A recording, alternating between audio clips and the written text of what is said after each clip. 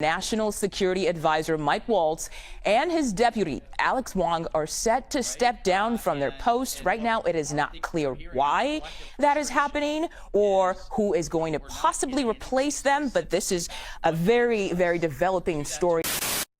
Well, as people have heard over the past couple of hours after the news broke, President Trump is now changing up his national security team with a new position opening up at the National Security Council for the National Security Advisor and the Deputy National Security Advisor. Now, Elise Stefanik never fully went through with her nomination as UN ambassador. Why?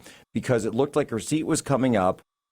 There were some questions about the House majority. Mike Waltz's seat was up. He was replaced by a Republican. However, then when he moved over as National Security Advisor, Elise Stefanik had already decided, and President Trump had made the announcement, that she would be remaining. So he pulled her nomination a while back. She would be remaining in her seat. So what does that mean? Well, the obvious choice was take Mike Waltz, put him back over to that open seat that Elise Stefanik, or the open nomination for the UN ambassador. So you got Mike Waltz. Congratulations to him going up to be, and he'll be a fantastic ambassador at the United Nations.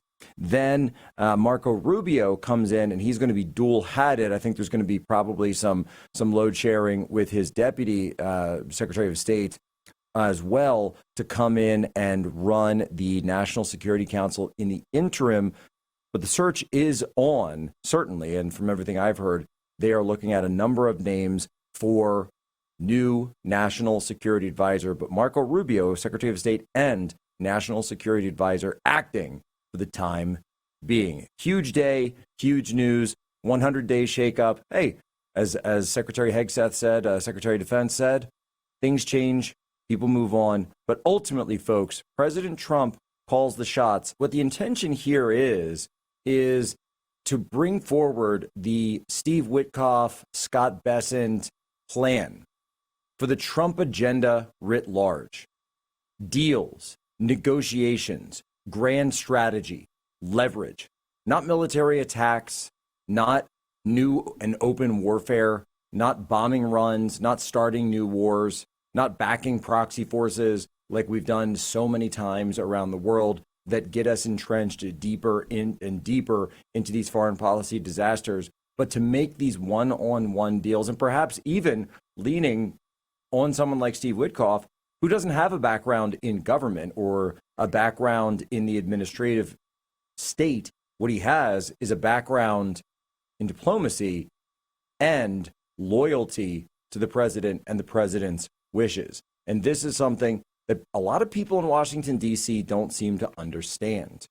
Steve Witkoff is championing the president's agenda, which is the agenda that the American people voted for in November.